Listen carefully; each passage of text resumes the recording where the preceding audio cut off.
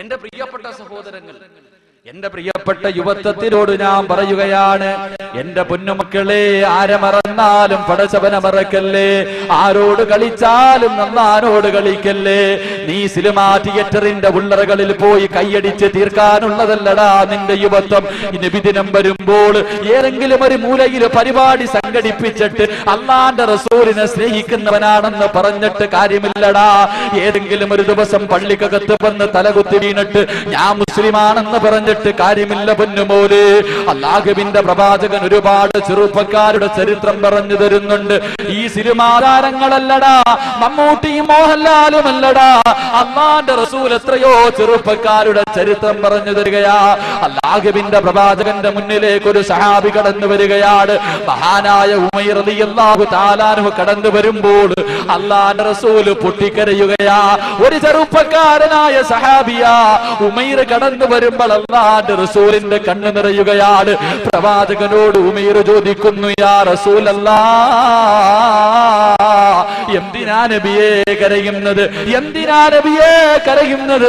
ആ അവസരത്തിൽ അല്ലാഹുവിന്റെ റസൂൽ പറയുകയാണ്, ഏ ഉമൈറേ,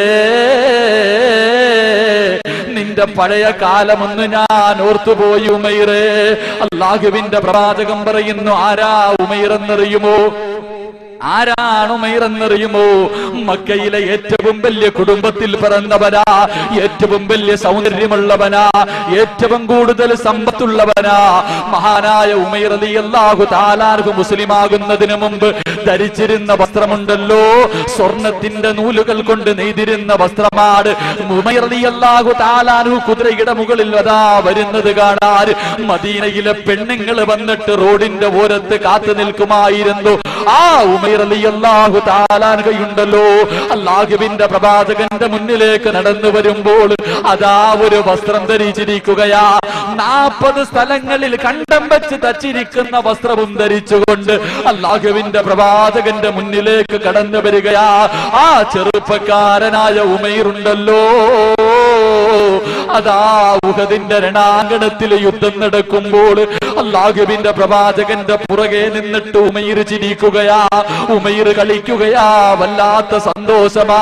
എന്റെ പ്രിയപ്പെട്ട ചെറുപ്പക്കാര് കാമുകിയും കൊണ്ട് സിനിമാ തിയേറ്ററിന്റെ ഉള്ളറകളിൽ വെള്ളിയാഴ്ച ദിവസം കൈയടിക്കുമ്പോൾ നിന്നെ പോലെ ഒരു ചെറുപ്പക്കാരൻ ഉഹദിന്റെ രണാങ്കണത്തിൽ അല്ലാഹുവിന്റെ പ്രവാചകന്റെ മുന്നിൽ നിന്ന് ചിരിക്കുകയാ. സഹാബത്ത് ചോദിച്ചു, ഉമൈറേ, എന്തിനാടാ ചിരിക്കുന്നത്? എന്തിനാടാ ചിരിക്കുന്നത്? നിന്റെ മുഖത്തെന്ത് ഇത്ര സന്തോഷമെന്ന് ചോദിക്കുമ്പോൾ അതാ ഉമൈർ പറയുന്നു, സഹാബത്തേ, അടുത്ത ഉഹദിന്റെ രണാങ്കണത്തിലേക്ക് ഇറങ്ങേണ്ടത് ഞാനല്ലേ? അടുത്തതായിട്ട് ഉഹദിന്റെ രണാങ്കണത്തിൽ യുദ്ധം ചെയ്യാൻ ഇറങ്ങേണ്ടത് ഞാനല്ലേ? അല്ലാഹുവിന്റെ റസൂൽ പറഞ്ഞത് കേട്ടില്ലേ? ഉഹദിന്റെ രണാങ്കണത്തിൽ നിന്ന് സ്വർഗത്തിന്റെ വാസന അടിക്കുന്നു എന്ന് അല്ലാഹുവിന്റെ പ്രവാചകൻ അങ്ങോട്ട് പറയുമ്പോൾ കാരക്ക കടിച്ചുകൊണ്ടിരിക്കുന്ന ഉമൈറുണ്ടല്ലോ, തന്റെ കയ്യിലിരുന്ന കാരക്ക എടുത്തിട്ട് വലിച്ചെറിയുകയാ. എന്നിട്ടാ കാരക്ക തിന്നുന്ന സമയം പോലും എനിക്ക് ഈ ദുനിയാവിന്റെ തൊലിക്ക് മുകളിൽ ജീവിക്കണ്ടെന്ന് പറഞ്ഞിട്ട് ഉഹദിന്റെ രണാങ്കണത്തിലേക്ക് പോയി ശഹീദാവുകയാ. അവസാനമുണ്ടല്ലോ, ഈ കോടീശ്വരനായ സഹാബിയുണ്ടല്ലോ, ഈ സൗന്ദര്യമുള്ള സഹാബിയുണ്ടല്ലോ, തന്റെ മയ്യത്തങ്ങോട്ട് കഫം പുതിയാനെടുക്കുമ്പോ കഫം പുതിയാ പോലും തുണി തികയുന്നില്ല. തന്റെ തലമറയ്ക്കുമ്പോ കാല് വെളിവാവുകയാ, തന്റെ കാല് മറയ്ക്കുമ്പോ തല വെളിവാവുകയാ. അവസാനമതാ സഹാബത്തുണ്ടല്ലോ, ഒരു വൃക്ഷത്തിന്റെ ഇല പറിച്ചു കൊണ്ടുവന്ന് പുല്ല് പറിച്ചു കൊണ്ടുവന്ന് തന്റെ കാലങ്ങോട്ട് മറച്ചിട്ട്, എന്റെ പ്രിയമുള്ളവരെ, കൊണ്ടുപോയി കബറടക്കി എന്ന് ചരിത്രം പറയുമ്പോൾ എന്റെ മുന്നിലിരിക്കുന്ന യുവത്വമേ, കടുവാപ്പള്ളിയിലുള്ള ചെറുപ്പക്കാരാ,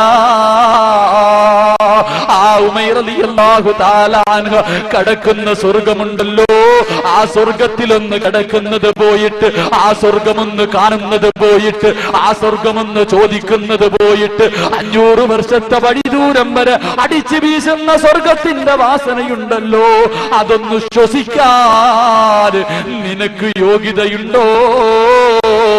നിനക്ക് യോഗ്യതയുണ്ടോ? സഹോദരങ്ങൾ ആലോചിക്കണം, ആ സ്വർഗത്തിന്റെ വാസനയൊന്ന് ശ്വസിക്കാൻ നമുക്ക് യോഗ്യതയുണ്ടോ? എന്റെ പ്രിയമുള്ള ചെറുപ്പക്കാരോട് വെറുതെ ഒന്നും സ്വർഗം കിട്ടൂലടാ, വെറുതെ ഒന്നും സ്വർഗം കിട്ടൂല. അള്ളാഹുവിന്റെ പരിശുദ്ധമായ ഖുർആൻ പറയുന്നു, മഹാനായ ഉമർ റളിയല്ലാഹു അൻഹുവിന് സ്വർഗം കിട്ടാനുള്ള കാര്യം എന്താ? തന്റെ ശരീരവും തന്റെ സമ്പത്തും ദീനിന് വേണ്ടി വിൽക്കുക. വെറുതെ സ്വർഗത്തിൽ പോകാനൊന്നും പറ്റൂല. കേവലം 5 വഖത്ത് പള്ളിക്കകത്ത് വന്ന് തലകുത്തി വീണാ കിട്ടില്ല സഹോദരങ്ങൾ. അതുകൊണ്ട് മമ്മൂട്ടി മോഹൻലാലിനെയൊക്കെ വിട്ടിട്ട് നല്ല സെറ്റപ്പ് സൂപ്പർ ചെറുപ്പക്കാരായ സഹാബികളുടെ ചരിത്രം അള്ളാന്റെ റസൂൽ അങ്ങോട്ട് പഠിപ്പിച്ചു തരാ. കണ്ട് പഠിച്ചിട്ടൊന്ന് അവരൊക്കെ സഞ്ചരിച്ച പാതയിലൂടെ സഞ്ചരിക്കുക. അല്ലെങ്കിൽ നീ റോഡിലൂടെ ബൈക്കിൽ പോകരുത്. നിസ്കരിക്കാത്തവൻ റോഡിലൂടെ നടന്നു പോയാൽ മതി. ഇവൻ ഇനി കെട്ടിന്റെ മുകളിൽ കൂടെ നടന്നു പോയാലും വണ്ടി നിന്റെ നെഞ്ചത്തൂടെ കയറിപ്പോകും. കാരണം എന്താ? അങ്ങനെയാ നിന്റെ ജീവിതം. അള്ളാഹു ഈമാൻ നൽകി അനുഗ്രഹിക്കുമാറാകട്ടെ. രണ്ടാമത്തെ കണ്ടീഷൻ, മഹാനായ റബിയ റളിയല്ലാഹു തആല അൻഹുവിനോട് അള്ളാന്റെ റസൂൽ പറഞ്ഞു, വാഗ്ദാനം ചെയ്താൽ ലംഘിക്കാൻ പാടില്ല, ചെയ്യുന്ന വാഗ്ദാനങ്ങൾ പാലിക്കാൻ അള്ളാഹു നമുക്ക് തൗഫീഖ് നൽകി അനുഗ്രഹിക്കുമാറാകട്ടെ. മൂന്നാമത്തെ കണ്ടീഷൻ, അല്ലാഹുവിന്റെ പ്രവാചകൻ റബിയ റളിയല്ലാഹു തആല അൻഹുവിനോട് പറഞ്ഞു കൊടുക്കുകയാണ്, ഏ റബിയ, സ്വർഗം വേണോ റബിയ, സ്വർഗം വേണോ റബിയ, വഅദൂ ഇദാ തമിന്തും, ഏ റബിയ, വിശ്വാസവഞ്ചന കാണിക്കല്ലേ റബിയ. മൂന്നാമത്തെ കണ്ടീഷൻ ലോകം അറിയിക്കണതൊന്നുമല്ല.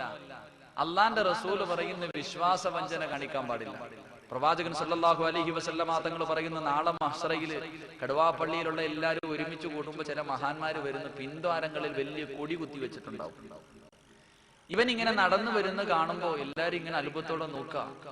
അള്ളാന്റെ റസൂൽ സല്ലല്ലാഹു അലൈഹി വസല്ലമ തങ്ങളോട് സഹാബത്ത് ചോദിച്ചു, നബിയെ, ഈ കൊടിയും വെച്ചോണ്ട് വരുന്നവൻ ആരാ? അള്ളാന്റെ റസൂൽ പറയാ, അത് ചതിയന്മാരാണ്. ഇവൻ ചതിച്ചതിനനുസരിച്ച് ഇവന്റെ കൊടിയുടെ നീളം കൂടുന്ന കടുവാപ്പള്ളിയുടെ മിനാര തോറ്റുപോകും നമ്മുടെ കൊടിയുടെ മുന്നിൽ. കാരണം അത്രയ്ക്കും ചതിച്ചിട്ടുണ്ട് നമ്മള്. വിശ്വാസവഞ്ചന, കല്യാണം മുടക്കാൻ എന്തൊക്കെ പരിപാടികളാണ്. നമ്മുടെ കൊടിയുടെ നീളം വലുതായിരിക്കും. അള്ളാഹു തൗബ ചെയ്യാനുള്ള മനസ്സ് എനിക്ക് അനുഗ്രഹിക്കുമാറാകട്ടെ. ഇന്ന് കുടുംബജീവിതമാണല്ലോ വളരെ എളുപ്പം. ഇന്ന് ചതിക്കാൻ ഏറ്റവും എളുപ്പം കുടുംബജീവിതം. എന്റെ നാട്ടില് ഒരു കല്യാണം നടന്നീ അടുത്ത്. 101 പവനും ബെൻസ് കാറൊക്കെ ഷിഫ്റ്റ് കാറൊക്കെ കൊടുത്തിട്ട് വലിയ കല്യാണം കഴിഞ്ഞ് ഫസ്റ്റ് നൈറ്റ് കഴിഞ്ഞ് പിറ്റേ ദിവസം രാവിലെ ആയപ്പോ ഈ പെണ്ണ് ഇതെല്ലാം കൂടെ, അവൻ ബാത്റൂമിൽ കയറിയപ്പം വെളിയിൽ നിന്ന് കുറ്റി കിട്ടിട്ട് ഇതെല്ലാം എടുത്തുകൊണ്ട് ഒളിച്ചോടിയെന്ന് പോയി കാമുകന്റെ കൂടെ. ഈ പെണ്ണിനോട് പത്തക്കാരി ചോദിച്ചു, എടീ, പോകണമെങ്കിൽ നിനക്കങ്ങ് ആദ്യം പൊക്കൂടായിരുന്നു, എന്തിനാ നീ ഇങ്ങനെ ഒരുത്തന്റെ ജീവിതം തകർത്തേന്ന്? ഇപ്പൊ ഇവള് പറഞ്ഞ മറുപടി എന്ന് പറയും, ഞാൻ ആദ്യം പോയിരുന്നെങ്കിൽ കയറി പോകുന്ന വീട്ടിലൊരു നിലയും വിലയൊന്നും ഉണ്ടാകത്തില്ല. ഇതാകുമ്പോൾ 101 പവനും കാറൊക്കെ ആയിട്ട് കയറി പോകാൻ അഭിമാനമുണ്ടെന്ന്. അവക്ക് ഒരുത്തന്റെ കൂടെ ഒരു ദിവസം കടന്നത് വേറെ ഒന്നും തോന്നിയില്ല. ഇതാണ് ഇന്നത്തെ ലോകം. ഇന്ന് എന്റെ പ്രിയപ്പെട്ട സഹോദരിമാർ, തൃശ്ശൂര് കുന്നംകുളത്തിനടുത്ത് പരൂർ എന്ന് പറയുന്ന സ്ഥലത്ത് യുവസമൂഹമേ എവിടെ എന്ന് പറഞ്ഞിട്ടുള്ള വിഷയം ഈ മാസം 5-ാം തീയതി പ്രസംഗിക്കാൻ പോയപ്പോ ഒരു സംഘടന നടത്തിയ അവരുടെ ഒരു റിപ്പോർട്ട് കൊണ്ടുതന്നു. 64 മുസ്ലിം പെണ്ണുങ്ങളാ മുസ്ലിമിയുടെ ഒളിച്ചോടി പോയിക്കണം. 2013 64 മുസ്ലിം പെൺകുട്ടികൾ ഒളിച്ചോടി പോയ കഥയാണ്. നമ്മുടെ മക്കൾക്കൊക്കെ സ്കൂളിൽ പോവാ, നേരെ ആറ്റിങ്ങ പോവാ. ഇവിടെ പിന്നെ ആറ്റിങ്ങലിന്റെ കാര്യമൊന്നും പറയണ്ട, സീഡികളൊക്കെ പിടിച്ചത് ആറ്റിങ്ങലായിരുന്നു. സ്കൂളിൽ പഠിക്കുന്ന കുട്ടികളുടെ ബാഗ് നോക്കിയപ്പം നല്ല നല്ല പ്രസംഗത്തിന്റെ സീഡികൾ പിടിച്ചത് നമ്മുടെ മക്കളൊക്കെയാണല്ലോ. എങ്ങനെ ആകാതിരിക്കും? ഇന്നത്തെ നമ്മുടെ മക്കൾ വളർന്നു വരുന്ന ചുറ്റുപാട് അതാണല്ലോ. ഒരു പയ്യൻ, സ്കൂളിൽ പഠിക്കുന്ന ഒരു ചെറിയ പയ്യൻ കുറ്റിക്കാട്ടിൽ നിന്ന് വീടി വലിച്ചുകൊണ്ടിരിക്കുക. ഈ വീടി വലിച്ചുകൊണ്ട് നിൽക്കുന്ന പയ്യനോട് ടീച്ചർ വന്ന് ഇവന്റെ ചെവിയിൽ പിടിച്ചിട്ട് പറഞ്ഞിട്ട്, കള്ള വീടി വലിച്ചുകൊണ്ട് നിൽക്കുന്നില്ലേ? ഇവൻ പറഞ്ഞു, ടീച്ചറെ, ഞാൻ ചെയ്തത് തെറ്റാണ്, അത് ക്ലാസ്സിൽ വരുമ്പോ ചോദിക്കാം. ഞാനും ടീച്ചറും കൂടെ കുറ്റിക്കാട്ടി നിൽക്കണമെന്ന് മറ്റാരെങ്കിലും കണ്ടാൽ തെറ്റിദ്ധരിക്കും. നമ്മൾ രണ്ടുപേരും കൂടെ നിൽക്കണം. ഇങ്ങനത്തെ മക്കളാ നമ്മുടെ മക്കൾ. എങ്ങനെ ആകാതിരിക്കും? വാപ്പായിക്ക് തന്റെ മകള് ഒരുത്തനെ പ്രണയിക്കുന്നു പറയുമ്പോ എന്താ ഈമാൻ!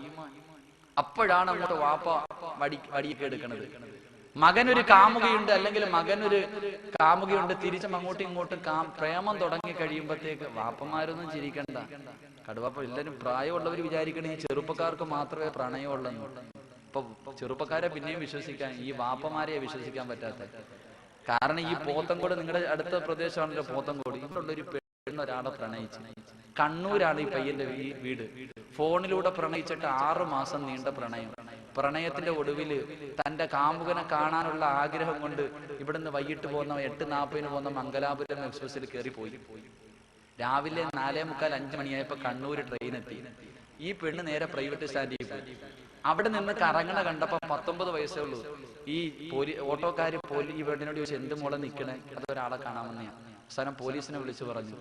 പോലീസ് വന്ന് 5:45 ഈ പെണ്ണ് കറങ്ങുന്ന കണ്ട് പോലീസ് കൊണ്ടുപോയി ചോദിച്ചു പറഞ്ഞു, ഒരാളെ പ്രണയിച്ചു, കാമുകനെ കാണാമെന്നതാ. കൊടുത്ത നമ്പറിൽ വിളിച്ചു.